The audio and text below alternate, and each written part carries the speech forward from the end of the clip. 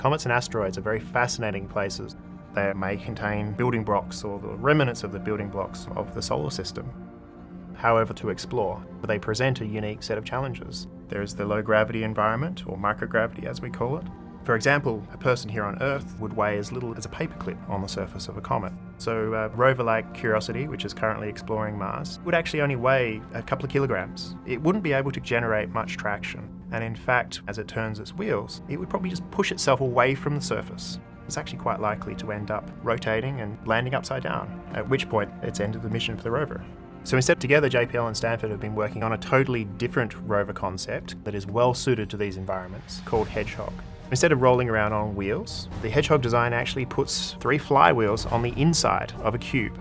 By spinning these flywheels up very slowly and then very quickly applying a brake which transfers all the momentum from the flywheels, we're able to cause Hedgehog to either hop or tumble or perform small adjustments.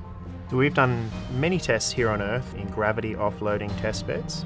Recently, we have flown 2 Hedgehog prototypes on a zero-G aircraft. In these tests, we demonstrated that we would be able to perform on a comet or an asteroid.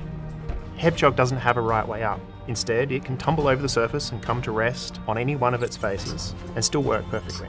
The Rosetta mission has sent back lots of very fascinating images from the surface of Comet 67P, and these images show us some incredibly rugged terrain, including large sinkholes where a traditional rover would get terribly stuck.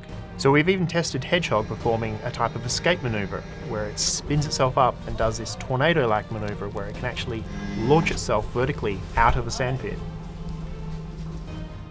In our future work, we're looking at increasing their level of autonomy, giving the Hedgehog rovers the ability to think for himself and to navigate from one point to another. The Hedgehog rover's ability to move around on the surface of comets and asteroids could enable a wide range of applications and science in the future.